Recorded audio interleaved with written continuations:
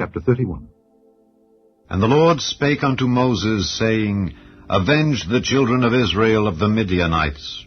Afterward shalt thou be gathered unto thy people. And Moses spake unto the people, saying, Arm some of yourselves unto the war, and let them go against the Midianites, and avenge the lord of Midian.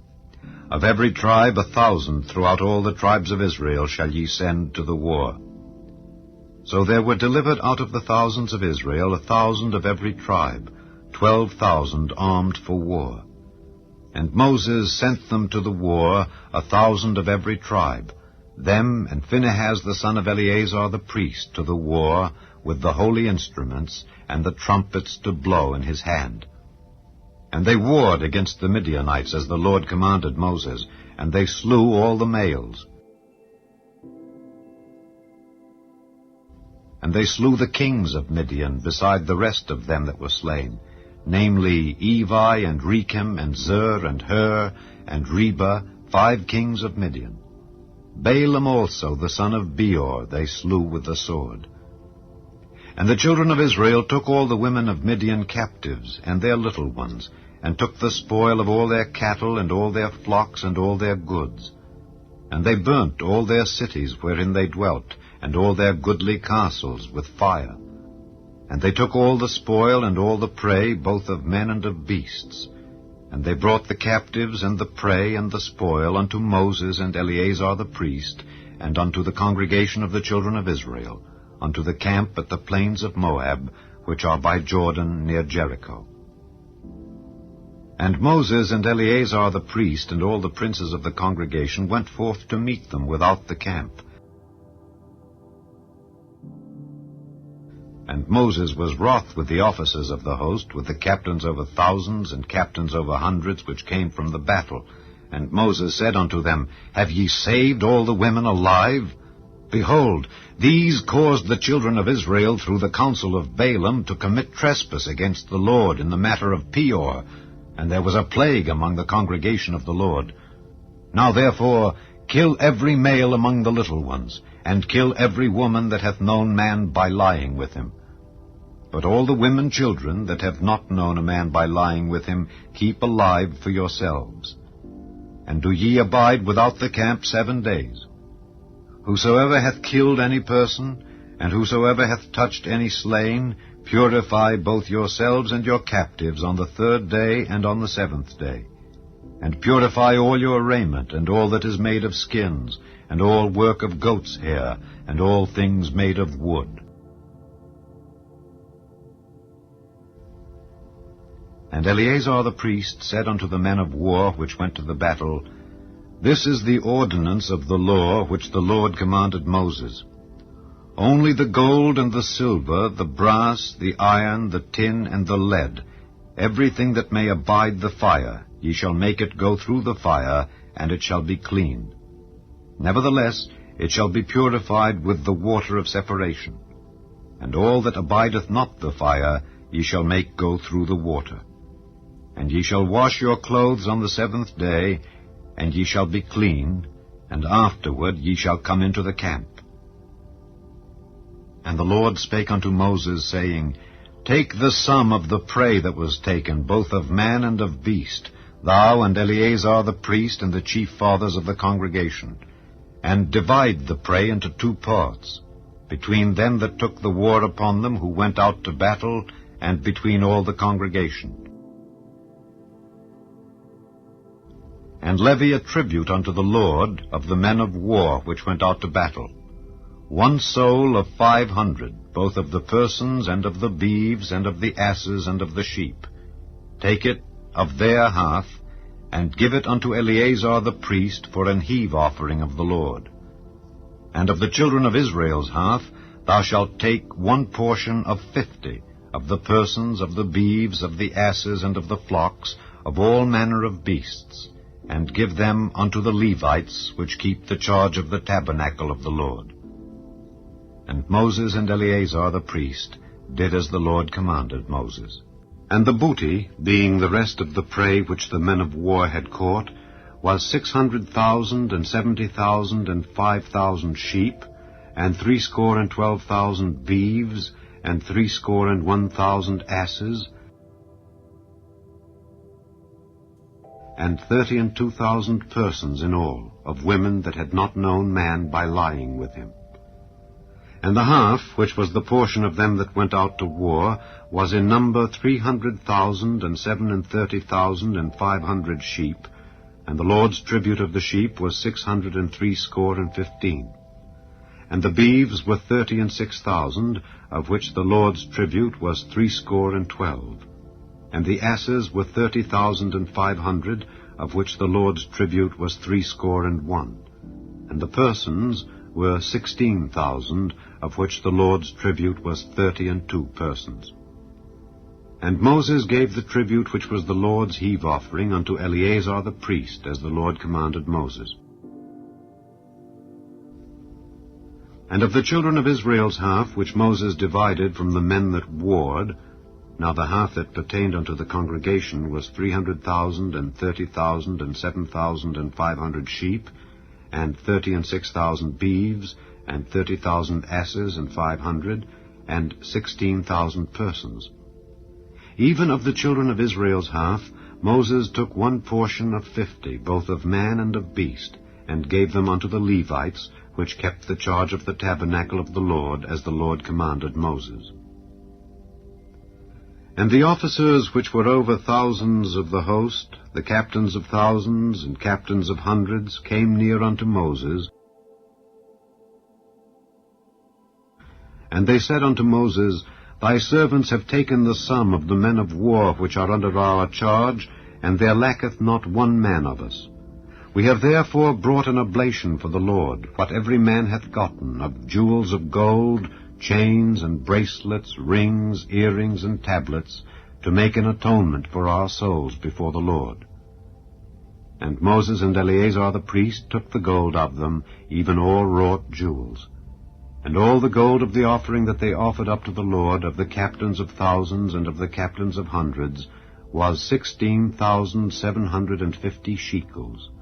For the men of war had taken spoil, every man for himself. And Moses and Eleazar the priest took the gold of the captains of thousands and of hundreds, and brought it into the tabernacle of the congregation, for a memorial for the children of Israel before the Lord. Chapter 32. Now the children of Reuben and the children of Gad had a very great multitude of cattle.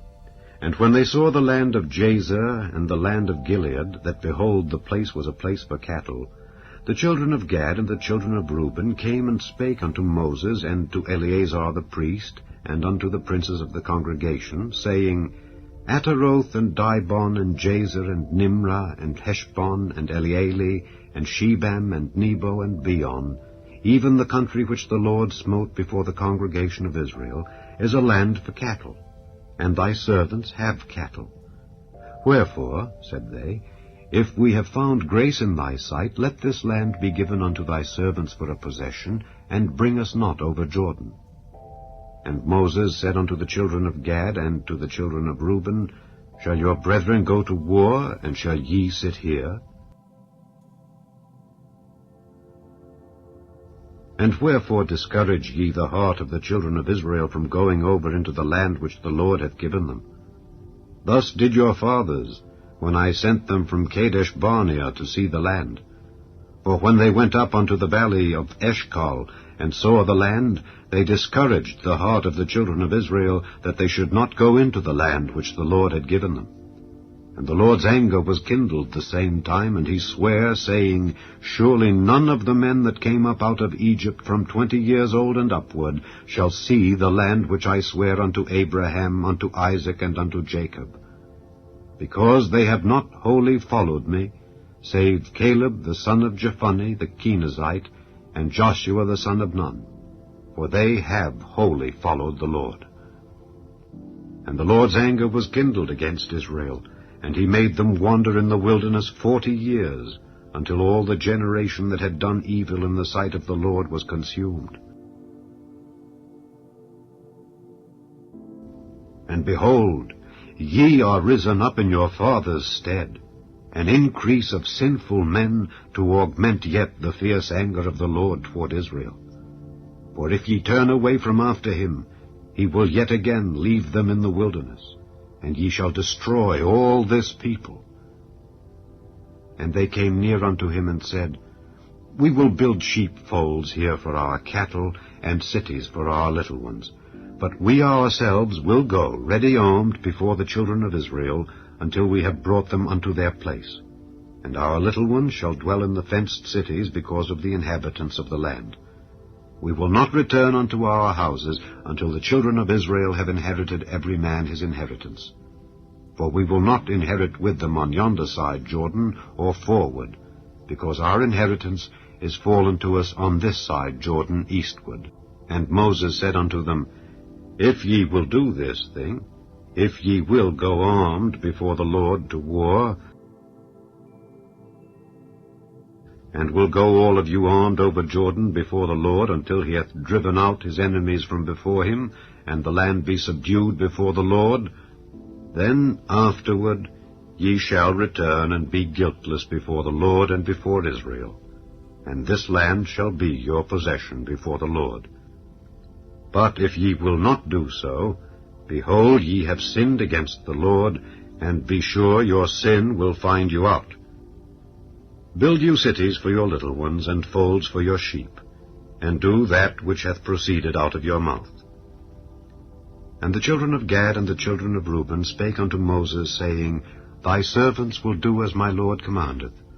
Our little ones, our wives, our flocks, and all our cattle shall be there in the cities of Gilead. But thy servants will pass over every man armed for war before the Lord to battle, as my Lord said. So concerning them Moses commanded Eleazar the priest, and Joshua the son of Nun, and the chief fathers of the tribes of the children of Israel. And Moses said unto them, If the children of Gad and the children of Reuben will pass with you over Jordan, every man armed to battle before the Lord, and the land shall be subdued before you, then ye shall give them the land of Gilead for a possession. But if they will not pass over with you armed, they shall have possessions among you in the land of Canaan.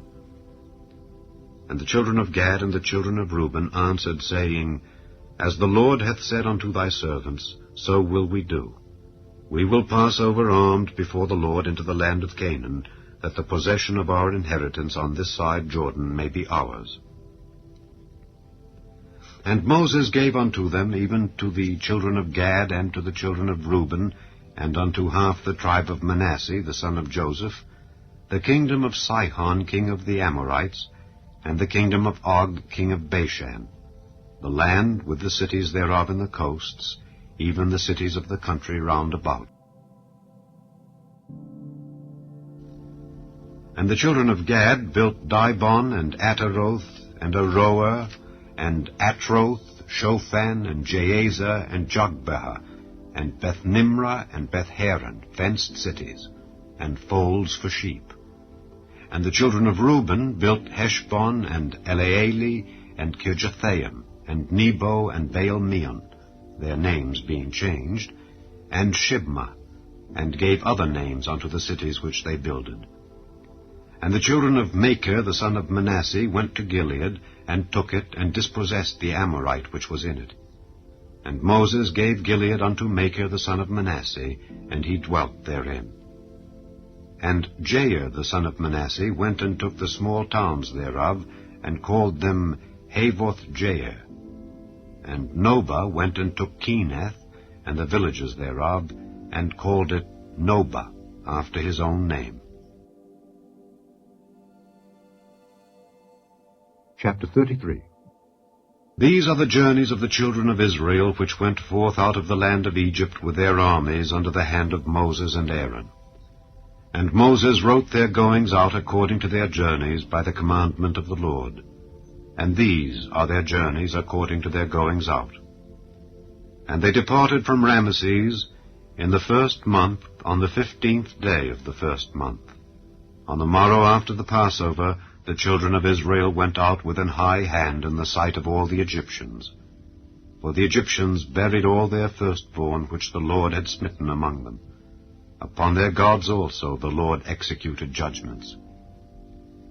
And the children of Israel removed from Rameses, and pitched in Succoth. And they departed from Succoth, and pitched in Etham, which is in the edge of the wilderness. And they removed from Etham, and turned again unto Pihahiroth, which is before Baal-zephon, and they pitched before Migdol. And they departed from before Pihahiroth, and passed through the midst of the sea into the wilderness, and went 3 days' journey in the wilderness of Etham, and pitched in Merah. And they removed from Merah, and came unto Elim. And in Elim were 12 fountains of water, and 70 palm trees, and they pitched there. And they removed from Elim, and encamped by the Red Sea. And they removed from the Red Sea, and encamped in the wilderness of Sin. And they took their journey out of the wilderness of Sin, and encamped in Dophkah. And they departed from Dophkah, and encamped in Elash. And they removed from Elash, and encamped at Rephidim, where was no water for the people to drink. And they departed from Rephidim, and pitched in the wilderness of Sinai. And they removed from the desert of Sinai, and pitched at Kibroth-Hattaavah. And they departed from Kibroth-Hattaavah, and encamped at Hazeroth. And they departed from Hazeroth, and pitched in Rithmah. And they departed from Rithmah, and pitched at Rimmon-Perez. And they departed from Rimmon-Perez, and pitched in Libnah. And they removed from Libnah, and pitched at Rissah. And they journeyed from Rissah, and pitched in Kehelatha. And they went from Kehelatha, and pitched in Mount Shapher. And they removed from Mount Shapher, and encamped in Harada. And they removed from Harada, and pitched in Makheloth. And they removed from Makheloth, and encamped at Tahath. And they departed from Tahath, and pitched at Terah. And they removed from Terah, and pitched in Mithkah. And they went from Mithkah, and pitched in Heshmonah. And they departed from Heshmonah, and encamped at Moseroth. And they departed from Moseroth, and pitched in Bene-Jaakan. And they removed from Bene-Jaakan, and encamped at Hor-Haggidgad. And they went from Hor-Haggidgad, and pitched in Jotbathah. And they removed from Jotbathah, and encamped at Ebrona. And they departed from Ebrona, and encamped at Ezion-Geber. And they removed from Ezion-Geber, and pitched in the wilderness of Zin, which is Kadesh. And they removed from Kadesh, and pitched in Mount Hor, in the edge of the land of Edom.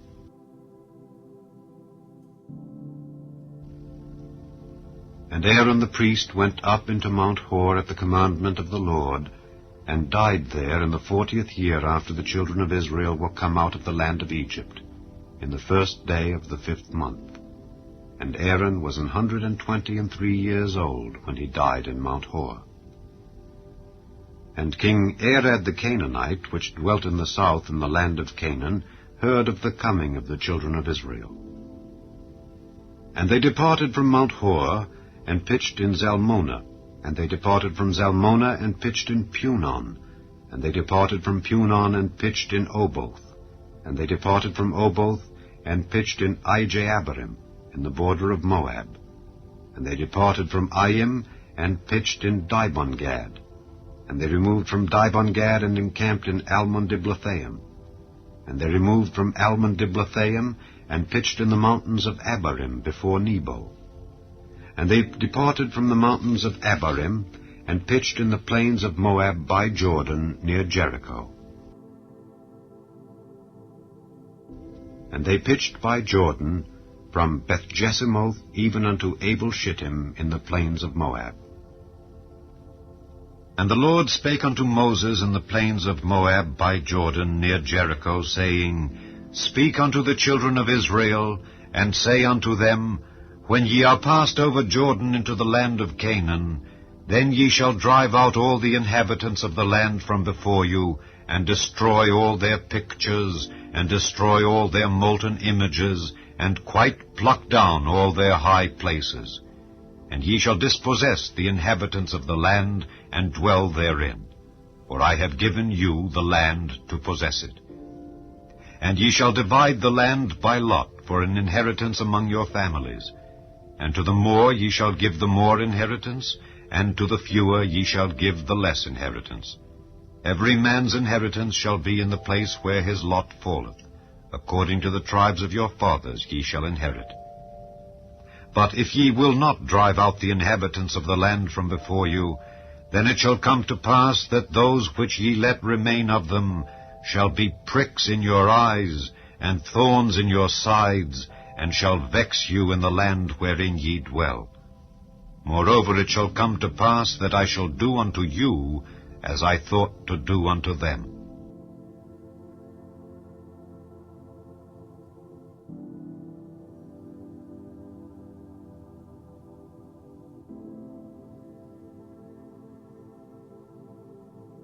गिनती की पुस्तक अध्याय 31। फिर यहोवा ने मूसा से कहा, मिद्यानियों से इस्राएलियों का पलटा ले, बाद को तू अपने लोगों में जा मिलेगा। तब मूसा ने लोगों से कहा, अपने में से पुरुषों को युद्ध के लिए हथियार बंधाओ, कि वे मिद्यानियों पर चढ़ के उनसे यहोवा का पलटा ले। इस्राएल के सब गोत्रों में से प्रत्येक गोत्र के 1,000 पुरुषों को युद्ध करने के लिए भेजो। तब इस्राएल के सब गोत्रों में से प्रत्येक गोत्र के 1,000 पुरुष चुने गए, अर्थात युद्ध के लिए हथियारबंद 12,000 पुरुष। प्रत्येक गोत्र में से उन 1,000 पुरुषों को और एलियाजर याजक के पुत्र पिनहास को मूसा ने युद्ध करने के लिए भेजा, और उसके हाथ में पवित्र स्थान के पात्र और वे तुरहिया थी जो सास बांध बांध कर फूकी जाती थी।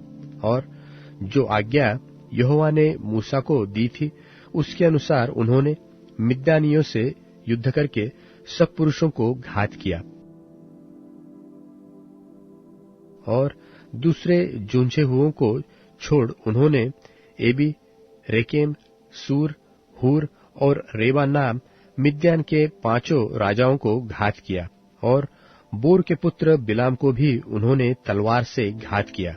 और इस्राएलियों ने मिद्यानी स्त्रियों को बाल बच्चों समेत बंधुआई में कर लिया, और उनके गाय बैल, भेड़ बकरी और उनकी सारी संपत्ति को लूट लिया, और उनके निवास के सब नगरों और सब छावनियों को फूंक दिया।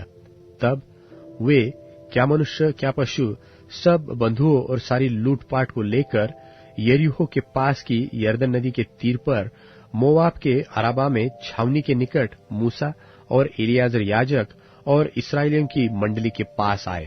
तब मूसा और एलियाजर याजक और मंडली के सब प्रधान छावनी के बाहर उनका स्वागत करने को निकले। और मूसा सहस्त्रपति, शतपति आदि सेनापतियों से जो युद्ध करके लौटे आते थे क्रोधित होकर कहने लगा, क्या तुमने सब स्त्रियों को जीवित छोड़ दिया?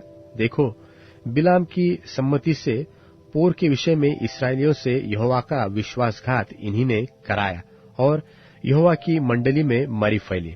सो अब बाल बच्चों में से हर एक लड़के को और जितनी स्त्रियों ने पुरुष का मुंह देखा हो, उन सबों को घात करो, परंतु जितनी लड़कियों ने पुरुष का मुंह न देखा हो, उन सबों को तुम अपने लिए जीवित रखो। और तुम लोग 7 दिन तक छावनी के बाहर रहो।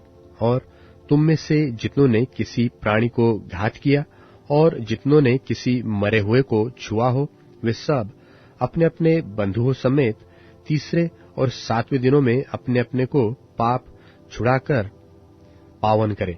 और सब वस्त्रों और चमड़े की बनी हुई सब वस्तुओं और बकरी के बालों की और लकड़ी की बनी हुई सब वस्तुओं को पावन कर लो।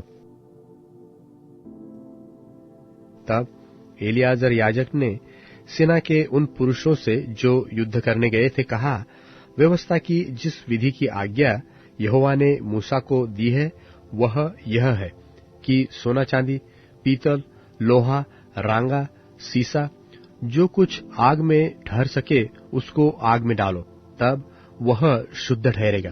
तो भी वह अशुद्धता से छुड़ाने वाले जल के द्वारा पावन किया जाए, परंतु जो कुछ आग में न ठहर सके उसे जल में डुबाओ। और 7वें दिन अपने वस्त्रों को धोना, तब तुम शुद्ध ठहरोगे, और तब छावनी में आना।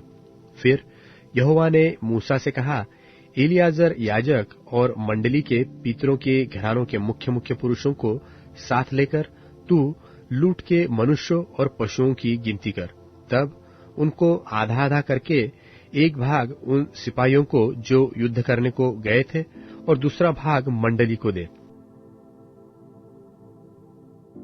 फिर जो सिपाही युद्ध करने को गए थे उनके आधे में से यहोवा के लिए क्या मनुष्य, क्या बैल, क्या गाय, क्या गधे, क्या भेड़ बकरियां 500 के पीछे एक को कर मानकर ले और यहोवा की भेंट करके एलियाजर याजक को दे दे।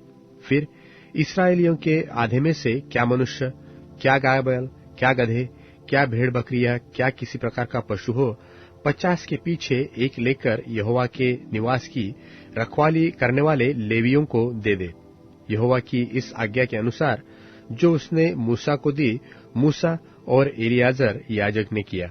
और जो वस्तुएं सेना के पुरुष ने अपने अपने लिए लूट ली थी, उनसे अधिक की लूट यह थी, अर्थात 6,75,000 भेड़ बकरियां, 72,000 गाय बैल, 61,000 गधे। और मनुष्यों में से जिन स्त्रियों ने पुरुषों का मुंह नहीं देखा था वह 32,000 थी। और इनका आधा अर्थात उनका भाग जो युद्ध करने को गए थे, उनमें भेड़ बकरियां 3,37,500, जिनमें से 750 भेड़ बकरियां यहोवा का कर ठहरी। और गाय बैल 36,000, जिनमें से 72 यहोवा का कर ठहरे। और गधे 3,500, जिनमें से 61 यहोवा का कर ठहरे। और मनुष्य 16,000, जिनमें से 32 प्राणी यहोवा का कर ठहरे। इस कर को जो यहोवा की भेंट थी, मूसा ने यहोवा की आज्ञा के अनुसार एलियाजर याजक को दिया। और इस्राएलियों की मंडली का आधा 3,33,000 भेड़ बकरियां, 36,000 गाय बैल, 30,500 गधे और 16,000 मनुष्य हुए। इस आधे में से जिसे मूसा ने युद्ध करने वाले पुरुषों के पास से अलग किया था, यहोवा की आज्ञा के अनुसार मूसा ने क्या मनुष्य, क्या पशु 50 पीछे एक लेकर यहोवा के निवास की रखवाली करने वाले लेवियों को दे दिया। तब सहस्त्रपति, शतपति आदि जो सरदार सेना के हजारों के ऊपर नियुक्त थे, वे मूसा के पास आकर कहने लगे, जो सिपाही हमारे अधीन थे उनकी तेरे दासों ने गिनती ली और उनमें से एक भी नहीं घटा। इसलिए पायजेब, कड़े, मुंदरिया, बालिया, बाजूबंद, सोने के जो गहने जिसने पाया है, उनको हम यहोवा के सामने अपने प्राणों के निमित्त प्रायश्चित करने को यहोवा की भेंट करने के लिए लाए हैं। तब मूसा और एलियाजर याजक ने उनसे वे सब सोने के नक्काशीदार गहने ले लिए। और सहस्त्रपतियों और शतपतियों ने जो भेंट का सोना यहोवा की भेंट करके दिया, वह सब का सब 16,750 शेकेल था। योद्धाओं ने तो अपने अपने लिए लूट ले ली थी। यह सोना मूसा और एलियाजर याजक ने सहस्त्रपतियों और शतपतियों से लेकर मिलाप वाले तंबू में पहुंचा दिया कि इस्राएलियों के लिए यहोवा के सामने स्मरण दिलाने वाली वस्तु ठहरे। गिनती की पुस्तक अध्याय 32। रूबेनियों और गादियों के पास बहुत जानवर थे। जब उन्होंने याजेर और गिलाद देशों को देखकर विचार किया कि वह ढोरों के योग्य देश है, तब मूसा और एलियाजर याजक और मंडली के प्रधानों के पास जाकर कहने लगे, अतारोत, दिबोन, याजेर, निम्रा, हेशबोन, एलाले, सबाम, नबो और बोन नगरी का देश जिस पर यहोवा ने इस्राएल की मंडली को विजय दिलवाई है, वह ढोरों के योग्य है और तेरे दासों के पास ढोर है। फिर उन्होंने कहा, यदि तेरा अनुग्रह तेरे दासों पर हो तो यह देश तेरे दासों को मिले कि उनकी निज भूमि हो, हमें यरदन पार न ले चल। मूसा ने गादियों और रूबेनियों से कहा, जब तुम्हारे भाई युद्ध करने को जाएंगे तब क्या तुम यहां बैठे रहोगे? और इस्राएलियों से भी उस पार के देश जाने के विषय जो यहोवा ने उन्हें दिया है तुम क्यों अस्वीकार करते हो? जब मैंने तुम्हारे बाप दादों को कादेश बरने से कनान देश देखने के लिए भेजा, तब उन्होंने भी ऐसा ही किया था। अर्थात जब उन्होंने एशकोल नाम नाले तक पहुंचकर देश को देखा, तब इस्राएलियों से उस देश के विषय जो यहोवा ने उन्हें दिया था अस्वीकार कर दिया। इसलिए उस समय यहोवा ने कोप करके यह शपथ खाई कि निसंदेह जो मनुष्य मिस्र से निकल आए हैं उनमें से जितने 20 वर्ष के व उससे अधिक अवस्था के हैं वे उस देश को देखने न पाएंगे, जिसे देने की शपथ मैंने इब्राहिम, इसहाक और याकूब से खाई है, क्योंकि वे मेरे पीछे पूरी रीति से नहीं हो लिए। परंतु यपुन्ने कंजी का पुत्र कालेब और नून का पुत्र यहोशू, ये दोनों जो मेरे पीछे पूरी रीति से हो लिए हैं, तो उसे देखने पाएंगे। सो यहोवा का कोप इस्राएलियों पर भड़का, और जब तक उस पीढ़ी के सब लोगों का अंत न हुआ जिन्होंने यहोवा के प्रति बुरा किया था, तब तक अर्थात 40 वर्ष तक वह उन्हें जंगल में मारे मारे फिराता रहा। और सुनो, तुम लोग उन पापियों के बच्चे होकर इसीलिए अपने बाप दादों के स्थान पर प्रकट हुए हो कि इस्राएल के विरुद्ध यहोवा से भड़के हुए कोप को और भी भड़काओ। यदि तुम उसके पीछे चलने से फिर जाओ तो वह फिर हम सबों को जंगल में छोड़ देगा। इस प्रकार तुम इन सारे लोगों का नाश कराओगे।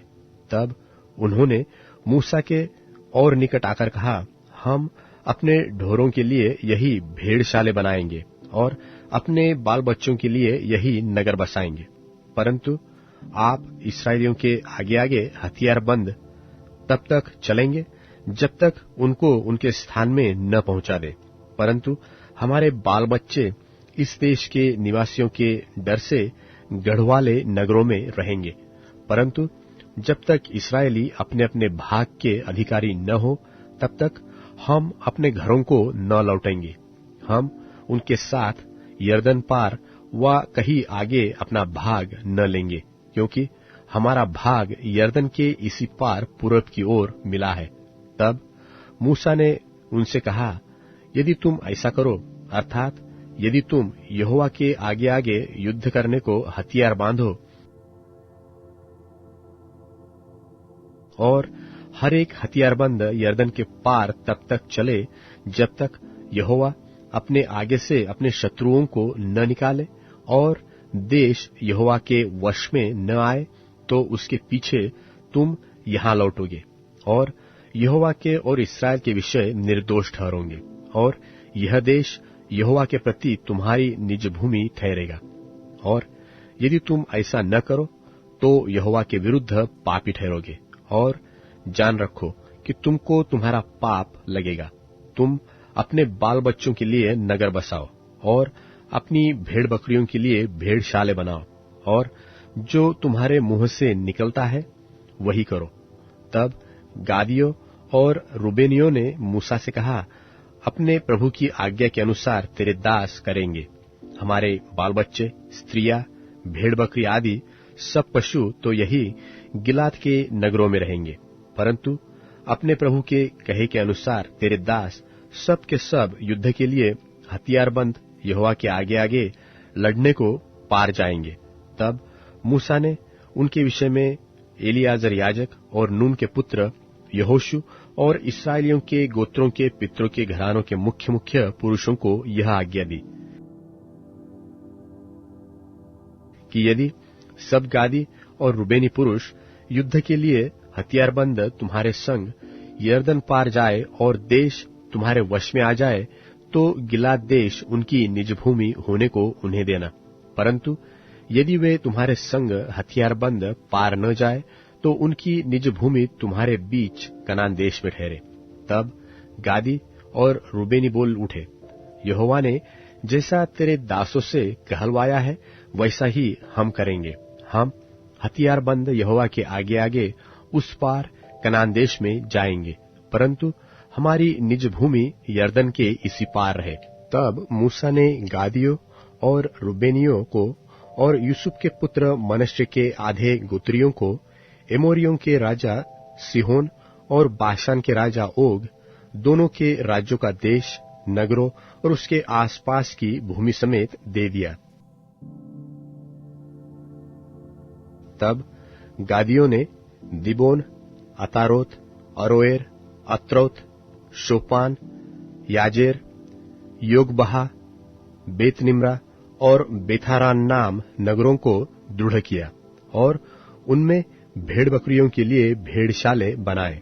और रूबेनियों ने हेशबोन, एलाले और किरियातैम को, फिर नबो और बालमोन के नाम बदलकर उनको और सिब्मा को दृढ़ किया, और उन्होंने अपने दृढ़ किए हुए नगरों के और नाम रखे। और मनश्शे के पुत्र माकीर के वंशवालों ने गिलाद देश में जाकर उसे ले लिया और जो एमोरी उसमें रहते थे उनको निकाल दिया। तब मूसा ने मनश्शे के पुत्र माकीर के वंश को गिलाद दे दिया और वे उसमें रहने लगे। और मनश्शे याईर ने जाकर गिलाद की कितनी बस्तियां ले ली और उनके नाम हब्योत्याईर रखे। और नोबह ने जाकर गांव समेत कनात को ले लिया और उसका नाम अपने नाम पर नोबह रखा। गिनती की पुस्तक अध्याय 33। जब से इस्राएली मूसा और हारून की अगुवाई से दल बांधकर मिस्र देश से निकले, तब से उनके ये पड़ाव हुए। मूसा ने यहोवा से आज्ञा पाकर उनके कूच उनके पड़ावों के अनुसार लिख दिए, और वे ये है। पहले महीने के 15वें दिन को उन्होंने रामसेस से कूच किया। फसह के दूसरे दिन इस्राएली सब मिस्रियों के देखते बेखटके निकल गए, जबकि मिस्री अपने सब पहलौठों को मिट्टी दे रहे थे जिन्हें यहोवा ने मारा था, और उसने उनके देवताओं को भी दंड दिया। इस्राएलियों ने रामसेस से कूच करके सुक्कोत में डेरे डाले, और सुक्कोत से कूच करके एताम में, जो जंगल के छोर पर है, डेरे डाले। और एताम से कूच करके वे पीहहिरोत को मुड़ गए, जो बाल सपोन के सामने है, और मिगदोल के सामने डेरे खड़े किए। तब वे पीहहिरोत के सामने से कूच करके समुद्र के बीच होकर जंगल में गए, और एताम नाम जंगल में 3 दिन का मार्ग चलकर मारा में डेरे डाले। फिर मारा से कूच करके वे एलिम को गए, और एलिम में जल के 12 सोते और 70 खजूर के वृक्ष मिले, और उन्होंने वहां डेरे खड़े किए। तब उन्होंने एलिम से कूच करके लाल समुद्र के तीर पर डेरे खड़े किए, और लाल समुद्र से कूच करके सीन नाम जंगल में डेरे खड़े किए। फिर सीन नाम जंगल से कूच करके उन्होंने दोपका में डेरा किया, और दोपका से कूच करके आलूश में डेरा किया, और आलूश से कूच करके रपीदिम में डेरा किया, और वहां उन लोगों को पीने का पानी न मिला। फिर उन्होंने रपीदीम से कूच करके सीनै के जंगल में डेरे डाले, और सीनै के जंगल से कूच करके किब्रो थत्तावा में डेरा किया, और किब्रो थत्तावाम से कूच करके हसेरोत में डेरे डाले, और हसेरोत से कूच करके रित्मा में डेरे डाले। और फिर उन्होंने रित्मा से कूच करके रिम्मोन पेरेस में डेरे खड़े किए, और रिम्मोन पेरेस से कूच करके लिब्ना में डेरे खड़े किए, और लिब्ना से कूच करके रिस्सा में डेरे खड़े किए, और रिस्सा से कूच करके कहेलाता में डेरा किया, और कहेलाता से कूच करके शेपेर पर्वत के पास डेरा किया। और उन्होंने शेपेर पर्वत से कूच करके हरादा में डेरा किया, और हरादा से कूच करके मखेलोत में डेरा किया, और मखेलोत से कूच करके तहत में डेरे खड़े किए, और तहत से कूच करके 13 में डेरे डाले, और 13 से कूच करके मिक्ता में डेरे डाले। फिर मिक्ता से कूच करके उन्होंने हशमोना में डेरे डाले, और हशमोना से कूच करके मोसेरोत में डेरे खड़े किए, और मोसेरोत से कूच करके याकानियों के बीच डेरा किया, और याकानियों के बीच से कूच करके होरह गिद्दागाद में डेरा किया, और होरह गिद्दागाद में कूच करके योतबाता में डेरा किया, और योतबाता से कूच करके अब्रोना में डेरे खड़े किए, और अब्रोना से कूच करके एस्योन गेबेर में डेरे खड़े किए, और एस्योन गेबेर से कूच करके उन्होंने सीन नाम जंगल के कादेश में डेरा किया। फिर कादेश से कूच करके होर पर्वत के पास जो एदोम देश के सिवान पर है डेरे डाले। वहां इस्राएलियों के मिस्र देश से निकलने के 40वें वर्ष के 5वें महीने के पहले दिन को हारून याजक यहोवा की आज्ञा पाकर होर पर्वत पर चढ़ा और वहां मर गया। और जब हारून होर पर्वत पर मर गया तब वह 123 वर्ष का था। और अरात का कनानी राजा जो कनान देश के दक्षिण भाग में रहता था, उसने इस्राएलियों के आने का समाचार पाया। तब इस्राएलियों ने होर पर्वत से कूच करके सलमोना में डेरे डाले, और सलमोना से कूच करके पुनोन में डेरे डाले, और पुनोन से कूच करके ओबोस में डेरे डाले, और ओबोस से कूच करके अबारिम नाम डीहों में जो मोआब के सिवान पर है डेरे डाले। तब उन डीहों से कूच करके उन्होंने दिबोन गाद में डेरा किया, और दिबोन गाद से कूच करके अल्मोन दिब लातैम में डेरा किया, और अल्मोन दिब लातैम में से कूच करके उन्होंने अबारिम नाम पहाड़ों में नबो के सामने डेरा किया। फिर अबारिम पहाड़ों से कूच करके मोआब के अराबा में यरीहो के पास यरदन नदी के तट पर डेरा किया, और वे मोआब के अराबा में व्यत्य शिमोत से लेकर आबेल शित्तीम तक यरदन के तीर तीर डेरे डाले। फिर मोआब के अराबा में यरीहो के पास की यरदन नदी के तट पर यहोवा ने मूसा से कहा, इस्राएलियों को समझाकर कह, जब तुम यरदन पार होकर कनान देश में पहुंचो तब उस देश के निवासियों को उनके देश से निकाल देना, और उनके सब नक्काशे पत्थरों और ढली हुई मूर्तियों को नाश कर देना, और उनके सब पूजा के ऊंचे स्थानों को ढा देना, और उस देश को अपने अधिकार में लेकर उसमें निवास करना, क्योंकि मैंने वह देश तुम्ही को दिया है कि तुम उसके अधिकारी हो। और तुम उस देश को चिट्ठी डालकर अपने कुलों के अनुसार बांट लेना, अर्थात जो कुल अधिक वाले हैं उन्हें अधिक, और जो थोड़े वाले हैं उनको थोड़ा भाग देना। जिस कुल की चिट्ठी जिस स्थान के लिए निकले वही उसका भाग ठहरे। अपने पितरों के गोत्रों के अनुसार अपना अपना भाग लेना। परंतु यदि तुम उस देश के निवासियों को अपने आगे से न निकालोगे तो उनमें से जिनको तुम उसमें रहने दोगे वे मानो तुम्हारी आंख में काटे और तुम्हारे पांजरों में कीले ठहरेंगे, और वे उस देश में जहां तुम बसोगे तुम्हें संकट में डालेंगे। और उनसे जैसा बर्ताव करने की मनसा मैंने की है वैसा ही तुमसे करूंगा।